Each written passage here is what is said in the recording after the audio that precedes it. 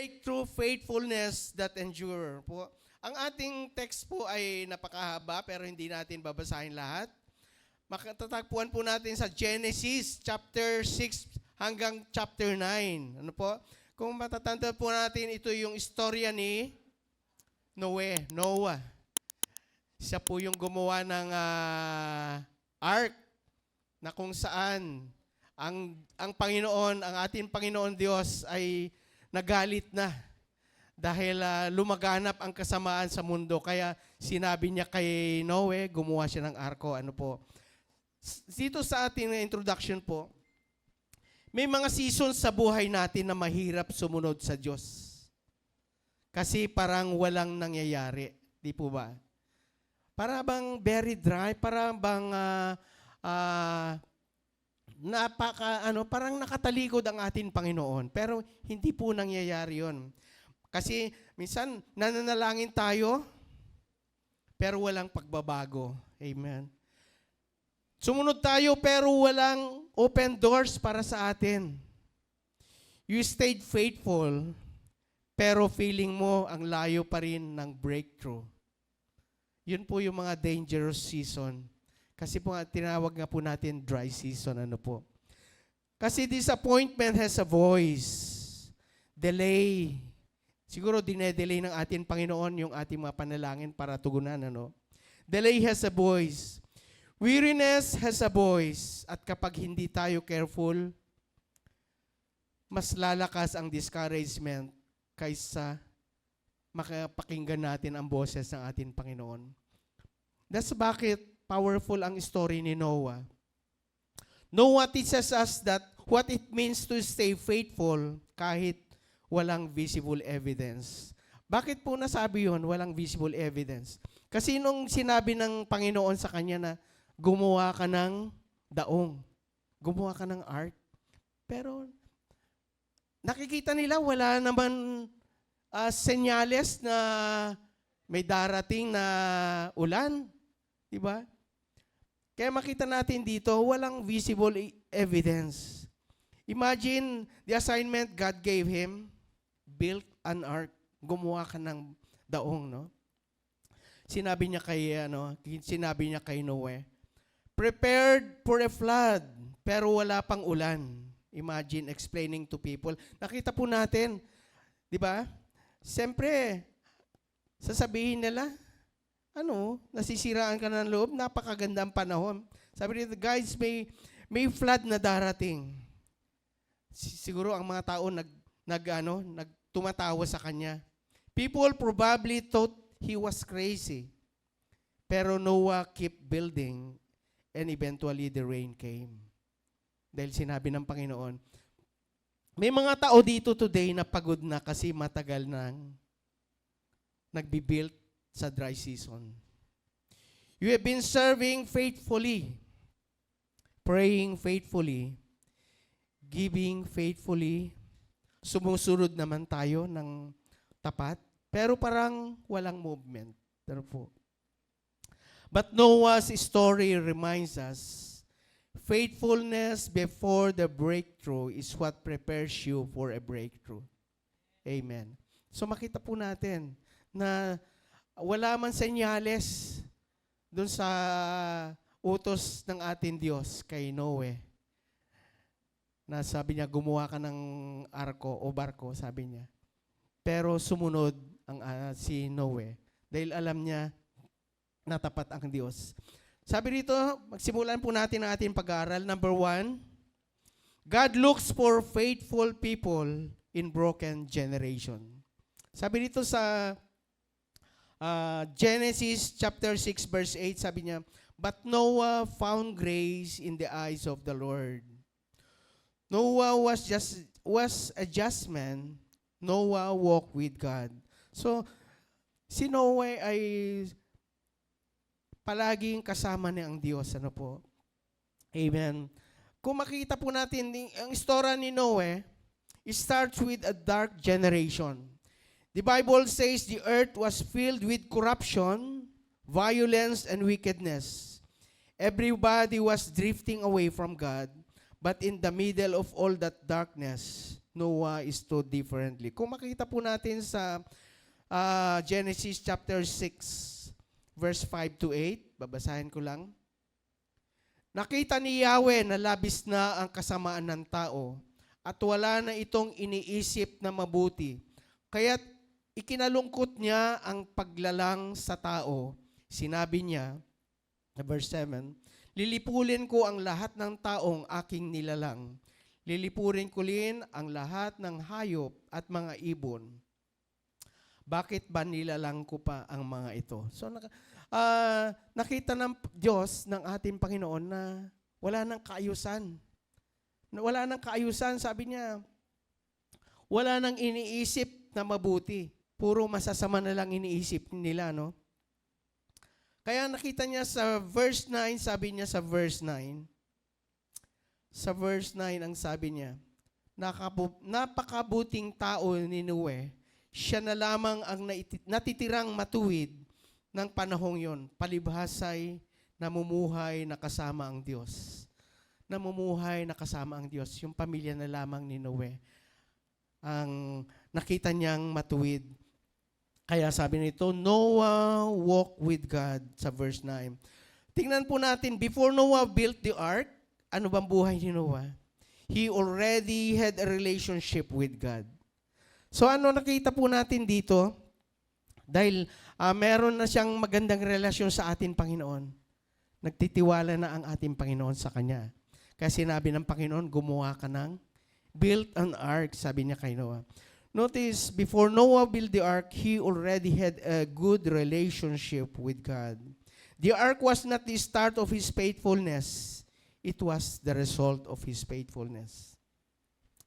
Sabi dito, a lot of people want public breakthrough without private faithfulness. Nakita po natin si Noah ay nandun na, kasama na siya ng Diyos bago sinabi ng Panginoon sa kanya na gumawa siya ng arko.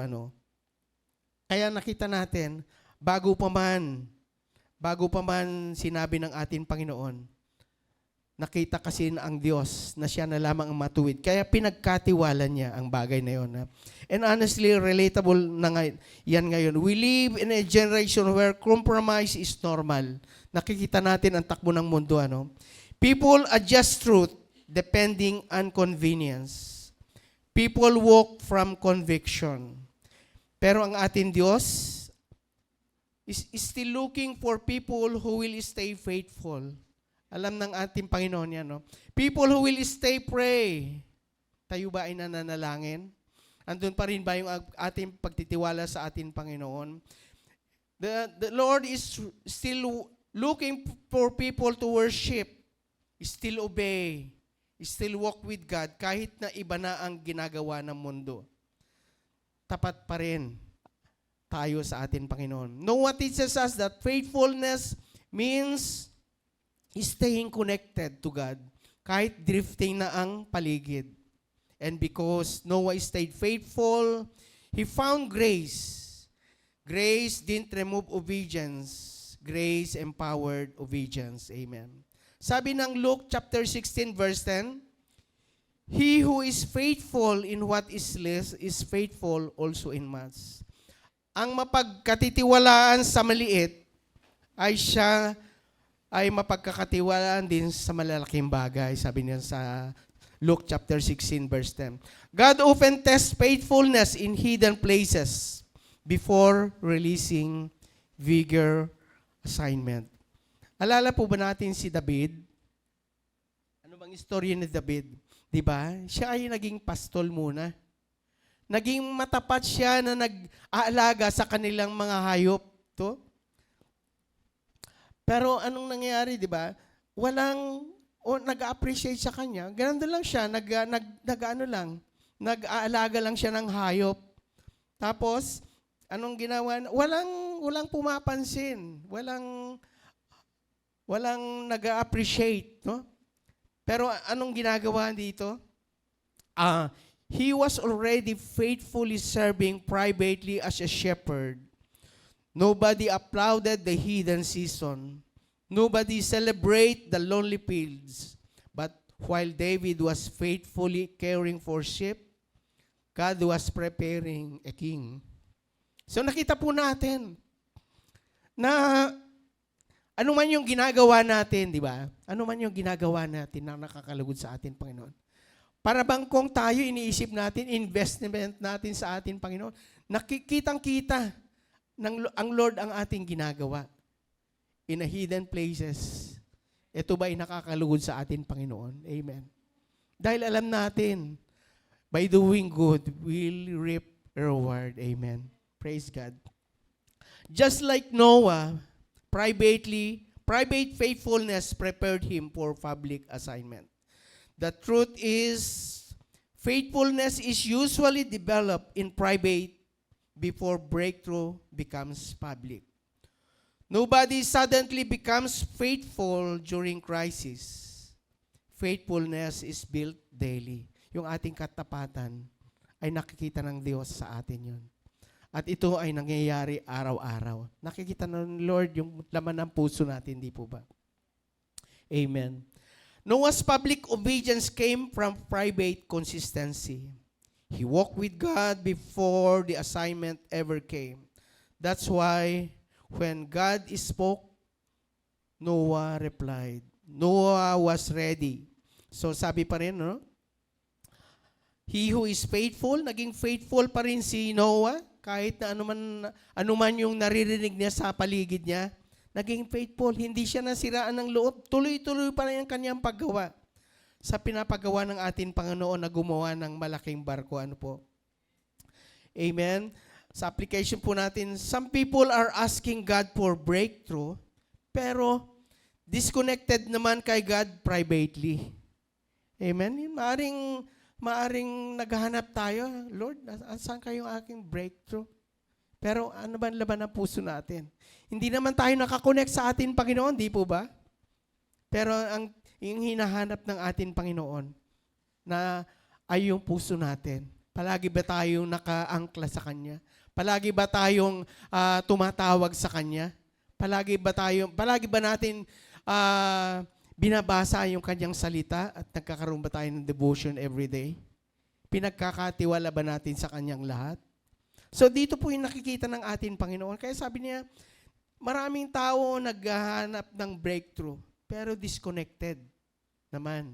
Diba sabi nung isang verse sa Bible, I am the vine, you are the branches. Kung sino man ang hindi nakakonekta sa akin ay hindi mamumunga, nagsagana. Di po ba? Amen. Kaya kailangan palagi tayong connected. Ano? God is not only preparing blessings, He's preparing faithful people. Ano po?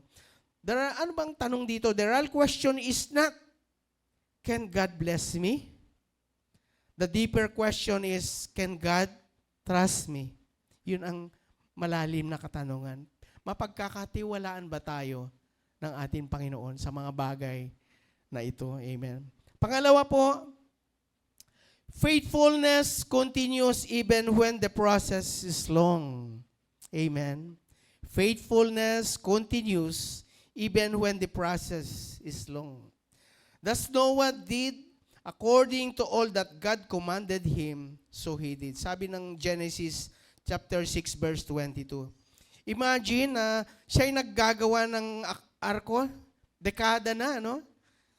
Dekada na itong arko na ginagawa. Ilang decades. Actually, sa Bible, hindi sinasabi kung ilang taon. Pero it was decades. Almost 50 to 100 years na ginawa ito. So, makita natin, same people around him, ay minamak siya. Kinakantsawan siya marahil. Dahil wala naman ulan, wala naman senyales eh. Bakit mo pa ginagawa yan, di ba? Sabi rito, habang ginagawa niya yun, people were probably mocking him. Nasaan ang ulan? Bakit mo ginagawa yan? Sayang ang oras mo. Biro mo nga naman kung ilang dekada na ginagawa mo yan. Eh, siyempre, aanuhin ka ng mga tao. Kakantsawan ka ng mga tao. Pero nakita natin yung faithfulness ni Noah. Ano? Sumunod siya talaga. But Noah kept building. Hindi siya naapektuhan. One of the others part of faith is continuing. madaling ma-excite sa simula, di po ba? Pag meron tayong ginagawa, di ba? Gusto natin, excited na excited tayo na gagawin, ano? Madaling maging passionate kapag bago. Pero ang tunay na test ng faithfulness is consistency. Ano po? Katapatan ay tuloy-tuloy. Amen. Dapat ganun po tayo. Yung katapatan natin sa ating Panginoon ay tuloy-tuloy. Amen. Can you still obey when it feels repetitive, no? Sumusunod pa rin pa tayo sa ating Panginoon. Kung pakiramdam natin, paulit-ulit na lang to. Can you still trust God kapag matagal? Can you still believe kahit walang visible progress? Dito po nakita natin dito sa buhay ni Noe, di ba? Wala siyang nakikita eh. Pero utos ito sa kanyang Panginoon eh. Kaya nagpapatuloy at nagpapatuloy siya. Noah's breakthrough did happen overnight. Sometimes we want instant miracle, but God often works through process. May mga proseso po, minsan. And honestly, process is uncomfortable because process exposes impatience, insecurity, fear, and exhaustion. Kapaguran. Pero iba naman to process also develops endurance, maturity, dependence on God, and a deeper faith. Noah's years of building were not wasted years. They were preparation years. Minsan, what feels like delay is actually divine development. No? Sabi dito, let us not grow weary while doing good. For in due season we shall reap if we do not lose heart. Sabi ng Galatians chapter 6 verse 9. Ano? Praise God. Breakthrough has a due season, and honestly, maraming tao ang sumusuko. Kahit malapit na pala yun matapos, andyan na yung blessing. Pero one season, they stop. No? Ano na lang, para bang yung istorya na yung madilim, tapos tatalon siya, nakahawak siya sa lubid. Yung pala, ayaw niyang magpatuloy. Yung pala, isang depa na lang, andun na yung lupa. So, wag tayong titigil. Sabi nga doon sa salita ng Panginoon, pray and pray until something happen. Amen. Praise the Lord. Hallelujah. Praise God. Sige, sa palakpakan natin ang ating Panginoon. Amen. Praise the Lord. Sometimes what we feel like delay is actually divine development. Breakthrough has a due season, and honestly, maraming tao ang sumusuko one season too early. Pwede ba natin sabihin sa ating katabi? Huwag kang sumuko, huwag kang susuko. Amen. Anong sabi? Ikaw din, huwag kang sumuko. Praise God. Hallelujah. Huwag tayong sumuko. Dahil ang ating Panginoon ay nangako. Amen? Nangako siya. Up to the end. Amen? Hallelujah. Think about Joseph. Nakita ba natin ang istorya ni Joseph sa Genesis? Si Joseph ay, amen. Tingnan po natin, makikita po natin si Joseph. Basahin ko muna to. God gave Joseph dreams while he was young.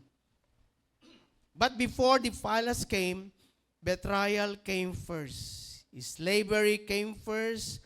Prison came first. Joseph spent years in process, but every painful season was preparing him for a purpose. Nakita po natin ang istorya ni Joseph, di ba? Paborito ni ang ama nilang si Jacob, si Joseph. No? At minsan, na naginip siya, na nag-aani raw sila sa bukid. Doon sa kanilang tinali, doon kasi sa bukid talaga, di ba, yung manual na pag-aani. Tapos tinatali yung mga naani. Sabi nung kanyang panaginip, ay lahat ng mga tinali ng kanyang 12 kapatid ay nagbow doon sa kanyang doon sa kanyang tinaling inani, nakabaw sila. So, doon nagsimula ang inggit ng kanyang mga kapatid. Then, pangalawa, na kanyang panaginip ay ang araw at buwan at 11 bituin ay yumukod sa aking harapan. So, lalong nagalit, maging ang kanyang mga magulang. No? Dito po makita natin sa Genesis 37, verse 7 and verse 9. No? Lalong nagalit, pati yung kanyang mga magulang. Kaya one time, habang nasa pastulan, kasi nagpapastol yung mga kapatid ni Joseph, ano? Yung mga 11 kapatid, nagpapastol sila. One time, sabi ng kanilang, sabi ni Jacob, sabi niya, puntahan mo yung iyong mga kapatid upang malaman mo kung ano ang kanilang kalagayan. Magdala ka na rin ng kahit papaano meron silang makakain o whatever. At nung nakita nung kanyang mga kapatid, malayo pa nakita nila, ay, na-built na yung kanilang plano. Kasi, di ba, nandun na yung inggit dun sa dalawang panaginip, no? Na-built na yung kanilang plano at to cut this story short, si Joseph ay inulog sa balon. Until one time, may mga dumarating na Amalekites yata yun, no? Sa halip na patayin nila, kasi ang gusto nila ng mga kapatid ay patayin. Pero itong isang kapatid na si Simeon, huwag natin patayin. So nagkaisa sila, ihinulog nila sa balon, no? At nung naihulog nila, siguro mga ilang oras o araw na yun lumipas, ipinagbili nila si Joseph. By that time naman, yung mga bumili, ibinenta kay Potiphar. Si Potiphar ay isang kawal, mataas na kawal ng parao. No? Binili niya at naglingkod sa bahay. So, makita natin ang istorya, naging pinagpala si Joseph doon sa bahay ni Potiphar. No? At hanggang sa dumating yung panahon na alam natin ang istorya, si Potiphar, si Mrs. Potiphar, ay para bang nagustuhan niya si Joseph. No? To cut the story short, tinempt niya hanggang sa hindi pumayag si Joseph kasi naniniwala siya sa Panginoon. Dahil ang sabi ni Potiphar sa kanya, pakailaman mo lang lahat sa bahay ko. Huwag lamang po yung pamilya niya, ang kanyang misis. At sa kahit na pinagbilin pa ni hindi gagawin ni Joseph yun. Yung tinukso siya ni Mrs. Potiphar. So anong nangyari? Hindi successful ang pagtukso dahil iniingatan ni Joseph ang kanyang relasyon sa ating Panginoon. Nakulong siya. At dun sa kulungan, maaring naglilingkod siya hanggang sa inassign siya bilang katiwala dun sa loob ng kulungan. Matagal na proseso, no? Matagal na proseso. Hanggang sa yung may 2 tao ng hari, yung isang panadero at saka yung taga-timpla ng inumin, ay parehong ikinulong dahil meron silang nagawang hindi tama sa kaharian ni Paraon, kaya sila nakulong. One time, parehas sila na naginip. At nag-worry sila kung anong kahulugan ng kanilang mga panaginip. At naghanap sila ng magbigay ng meaning panaginip hanggang si Joseph. Nakita ni Joseph na balisang-balisa sila. Kaya sabi ni Joseph, anong problema niyo? Bakit ganyan kayo, hindi kayo mapalagay? Kasi po, parehas kami na naginip ng ganito. So, si Joseph, binigay niya yung kahulugan ng panaginip. Sabi niya doon sa taga-gawa ng tinapay, in 3 days, babalik ka sa pero mamamatay ka, puputulan ka ng ulo. Sabi naman doon sa actually, ang una na binigyan ng kahulugan ng panaginip ay yung taga-timpla ng alak ng parao. In 3 days, pababalikin ka sa iyong trabaho at maglilingkod ka uli sa Paraon, sabi niya. So natuwa yung kanyang kasama. So ako rin po, may panaginip din ako. So sinabi niya. Pero nakakalungkot yung binigay na kahulugan yung kanyang panaginip. In 3 days, sabi niya, aalisin ka rito at pupugutan ka ng ulo. So nakita natin, this was a part of the process for the life of Joseph. Makita po natin. So, ganun ang nangyari. Bumalik na si taga-timpla ng alak sa palasyo. Hanggang sa isang araw, nanaginip ang Paraon. No? At walang makapagpaliwanag sa kanya. Pero before leaving, yung dalawa bago sila umalis, sabi ni Joseph sa kanila, pwede ba? Pag nandun ka na, alalhani mo naman ako. Ilapit mo ako sa Paraon, sabi niya. Pero never, hindi nila sinabi yon sa Paraon na meron nangyaring ganito sa kulungan nila. Hanggang sa isang araw, ang Paraon naman ang nanaginip. At wala pong makapagpaliwanag kanyang panaginip. Kaya sabi nung taga-timpla ng alak, sabi niya, sa loob ng bilangguan, meron doon Hebrew, na nagpaliwanag sa aming mga panaginip. At nagkatotoo. Yung kasama ko, namatay, pinatay, at ako naman ay ibinalik sa akin tungkulin. Yan po yung panaginip namin at nagkatotoo ang kanyang sinabi. So anong ginawa ni Paraon? Pinasundo niya si Joseph dun sa kulungan. So nakita natin yung proseso ng buhay ni Joseph. Napakatagal na proseso. Simula pa nung maliit hanggang siguro mga 20 years old na siya or something before mag-30 siya. Kaya napakatagal yung paghihirap. Pero hindi pa rin siya natangay ng makamundo, kundi talaga nagpapatuloy siya.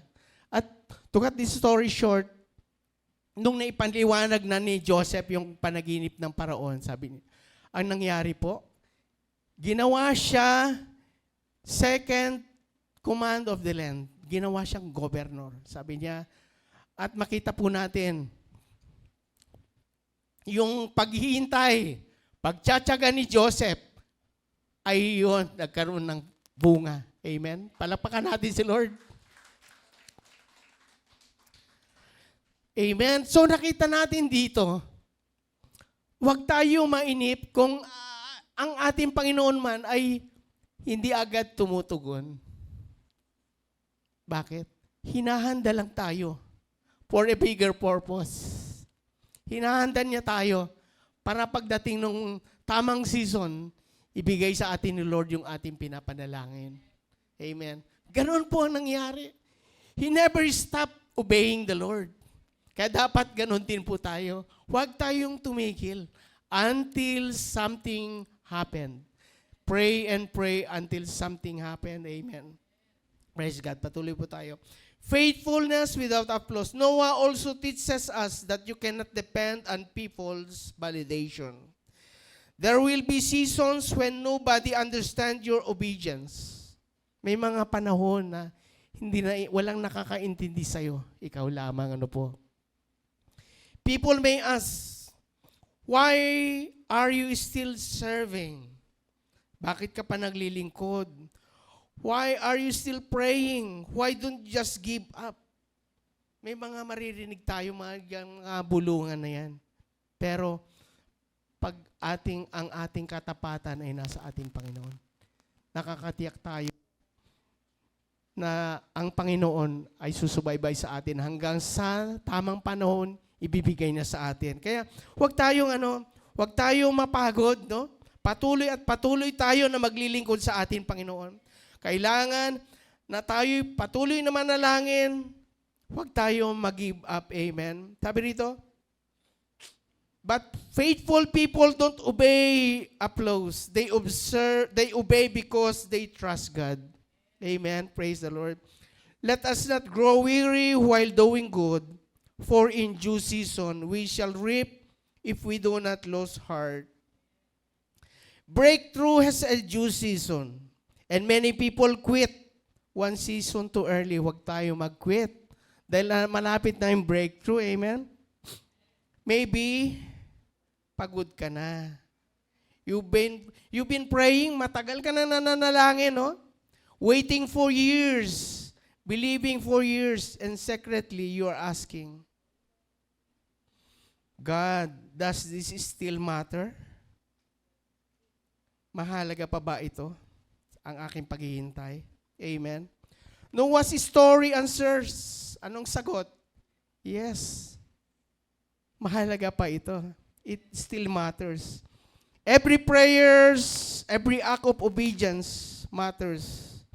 And every unseen sacrifices matters. Just because the rain hasn't fallen yet, doesn't mean nakalimutan na tayo ng Panginoon. Kung hindi pa man umuulan, kaparis ni Noah, hindi pa umuulan, Lord eh. Pero, anong sabi rito? Na hindi talaga tumigil si Noah sa paggawa ng arko. Amen? Praise God. The storm, faithfulness positions you where God's favor and protection can carry you. Amen. Praise God. Balikan po natin dito sa ano. Ito po yung pangatlo po. Faithfulness positions you for breakthrough. And the Lord shut him in. Amen. One of the most powerful moments in Noah's story is this. Noah built the ark, but God shut the door. Meaning, God Himself secured Noah. Kasi ang naging itsura nung ark, ay hindi mo, basta pumasok ka lang dun sa arko, pero hindi mo may sasara. Kaya nung nakaakyat na siya ng lahat, inutusan sila ng Panginoon, umakyat na kayo. So, umakyat na sila hanggang sa atin, ang Diyos mismo, ang nagsara ng arko. When the flood came, the same waters that destroys others lifted Noah higher. The storm became elevation. Why? Because Noah was positioned differently. Faithfulness positioned him for preservation. There's faithfulness before the storm. The flood still came, the rain fell, the wind still blew. Faithfulness does not mean you avoid the storm. Kasi dumarating talaga yung storm. It means God prepares you to the storm before the storm arrives. Imagine if Noah delayed building. Imagine nga natin kung si Noah hindi yung tinatamad-tamad. Wala naman ulan, Lord eh. Bakit ko pa itutuloy? Tapos mamaya itutuloy na naman. Pero imagine natin, kung hindi hindi tuloy-tuloy ang paggawa ni Noah dun sa arko, ano po kaya ang nangyayari? Imagine if he waited until the rain appeared. Huli na ang lahat. Diba? So, makita natin, sometimes God gives instruction in peaceful season because He sees future storm we cannot yet see. That's why delayed obedience is dangerous. Patuloy tayong sumunod sa atin, Panginoon. Kung i-delay natin ito, very dangerous, sabi ng kanyang salita. Baka hindi makarating sa atin. Your faithfulness affects other people. Amen. Another powerful part of Noah's story, his obedience protected his family. Sometimes we think our faithfulness only affects us, but your consistency can impact your children, your future, your family, can impact your ministry, can impact your church and future generation. Kasi tayo po yung naghahanda doon. Your prayer life may become protection for your family. Your integrity may become legacy. Your obedience may open doors for others. Never underestimate one faithful life. Amen. So makita po natin dito, Blessed is the man who remains steadfast under trial, for when he has stood the test, he will receive the crown of life. So meron talaga tayong, after we stood the test, meron tayo talagang matatanggap yung crown of life, sabi niya rito. Faithfulness under pressure always produce rewards. Si Daniel, naalala po ba natin yung buhay ni Daniel? Diba? Anong naalala po natin sa buhay ni Daniel?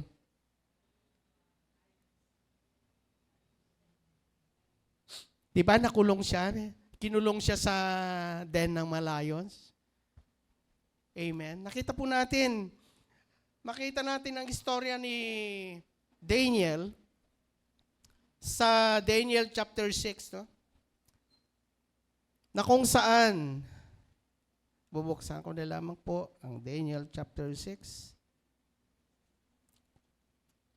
Nasabi rito, Daniel chapter 6 verse 6 and 7, sabi niya rito, nagkaisa silang humarap sa hari, sabi nila, mabuhay ang Haring Dario. Kami po mga tagapamahala ng kaharian ng gobernador, katulong ng gobernador at mga tagapayo ay nagkaisa ng palagay.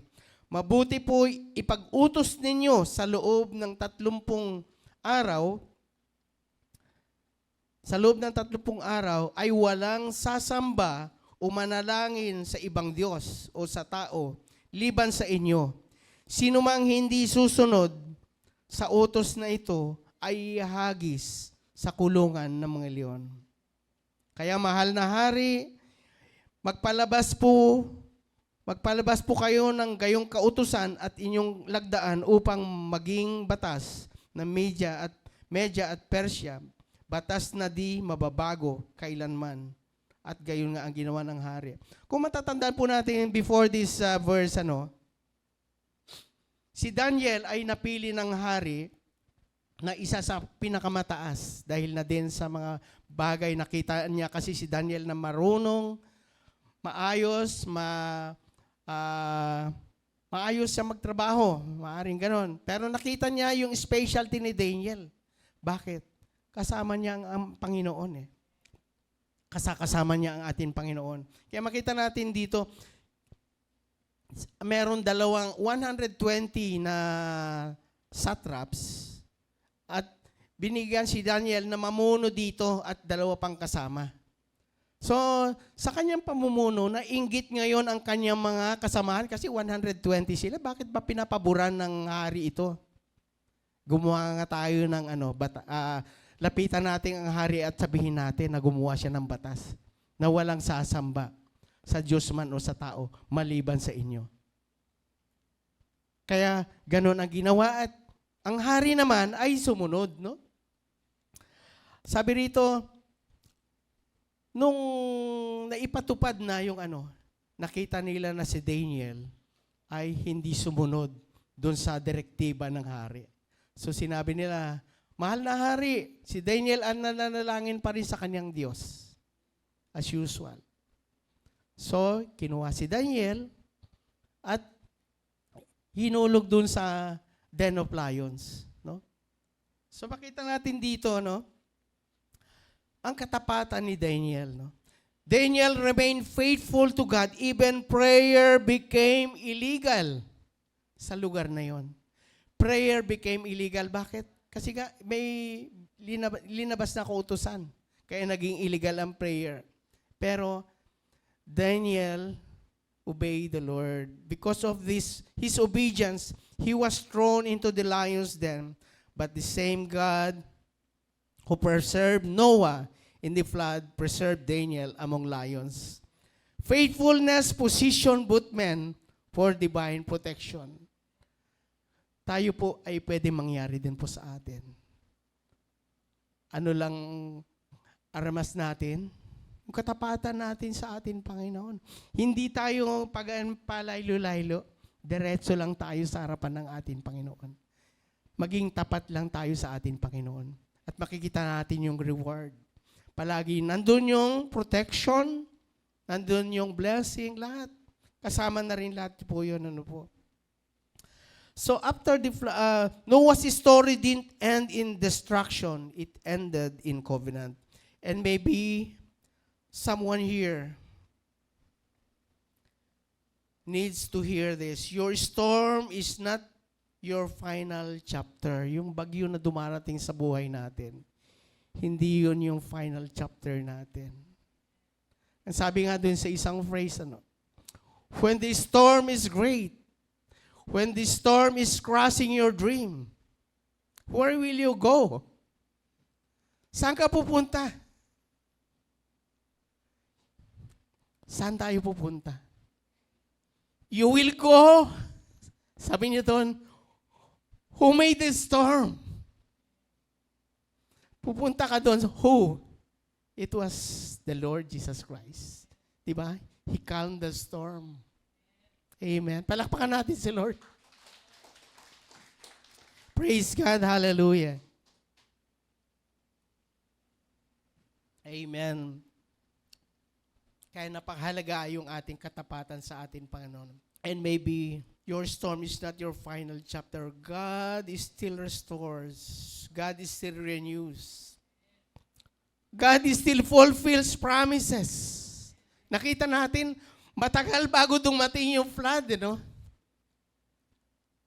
It takes decades. It takes decades. Pero naging tapat, maging nasumunod pa rin si Noe.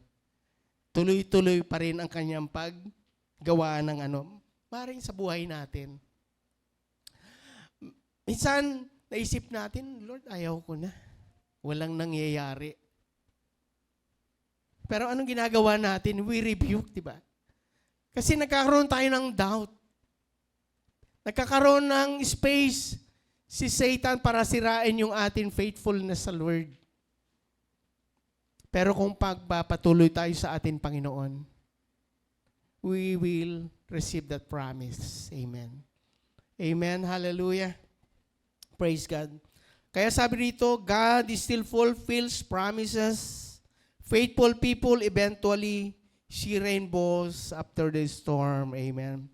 Blessed is the man who remains steadfast under trial, for when he has stood the test, he will receive the crown of life. Faithfulness under pressure always produces reward. Okay? Praise God. Hallelujah. Sa ating conclusion po, Noah's story teaches us that breakthrough faithfulness is not about hype. It's daily obedience. Choosing God repeatedly, trusting repeatedly, building repeatedly, even when nobody understands. Nothing changes immediately. The process feels exhausting. The rain hasn't fallen yet Noah kept building the ark. And because he stayed faithful, God preserved him, God elevated him, God used him, God gave him a new beginnings. Amen. And maybe you are in dry season right now. You are obeying without visible evidence. But hear this clearly. Just because you don't yet see rain doesn't mean God forgot His word. Patuloy po tayo na gumagawa. Keep praying, keep trusting, keep obeying. Because breakthrough belongs to a faithful people who endure. Tayo po ay faithful tayo sa Lord. Amen. Kaya sabi niya rito, because breakthrough belongs to faithful people who endure. Don't stop building the ark just because the sky still looks clear. The rain will come, the promise will come, the breakthrough will come. And when it comes, faithful people will be ready. Amen? So, let's, magpapatuloy tayo sa ating Panginoon. Meron tayong pinapanalangin, meron tayong naging problema at pinapanalangin natin. Darating at darating, kung hindi tayo titigil, makakamtan natin ang sagot ng ating Panginoon sa lahat ng ating mga panalangin. Amen? Tayo po ay, can we sing the right song before we pray? Praise God. Yes, of God. Hallelujah. Hallelujah, Panginoon. Nakikita mo, Lord, maaring may mga tao rito na sila nabibigatan na, sila ay malapit ng tumigil, Panginoon. But Lord, you have your invitation, Lord. You have your invitation, Lord, na lumapit kami sa iyo. Kaming lahat na nabibigitan luma at bibigyan ng kapahingahan. Lord, kung meron man sa amin, Panginoon, na napapagod na, dahil napakatagal ang dry season, Lord, I pray, Father, hipuin mo, Panginoon, ang taong ito. At magpapatuloy, Panginoon, magpapatuloy sa kanyang paglilingkod sa iyo. Magpapatuloy na makikinig sa iyo. Lord, I pray, Father, touch this person, Lord. Touch him, Lord. And I pray, O God, ang iyong yakap, Panginoon, ay maranasan po nila sa umagang ito. Lord, kumilos ka sa buhay ng bawat isa. At alisin mo, Panginoon, ang anuan pagdududa. Kaparis ng mga tao na nakapalibot kay Nuena, itigil mo na yan. Walang mangyayari sa'yo. Sayang ang oras mo.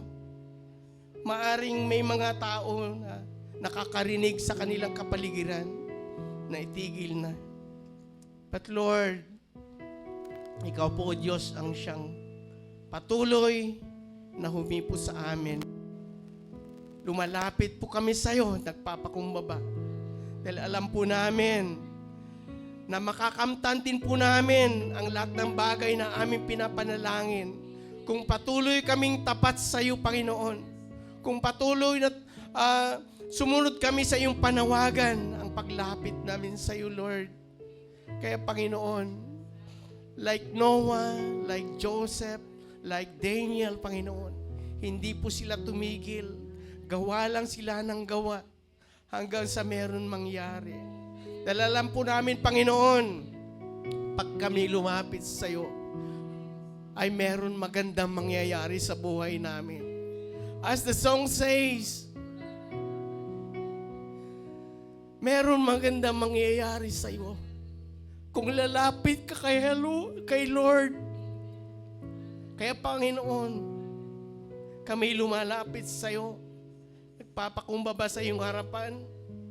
Maaring may mga kapatid kami na nabibigatan na. Waiting for the breakthrough. Waiting for the right season, Lord. Bigyan po sila ng endurance, Panginoon, na magpatuloy sa kanilang mga panalangin. Magpatuloy kahit nakita nila na wala pang nangyayari. Patibayin mo, Lord, ang aming pananampalataya sa iyo. Panginoon, kumilos ka, Lord. Hipuin mo, Lord, ang bawat isa. At iparanas mo, Lord, ang iyong kapangyarihan. At hindi po kami mainip, Panginoon, na naghihintay sa iyo, Panginoon, upang makamtan namin ang mga breakthroughs para sa aming mga buhay. Maraming salamat, Panginoon.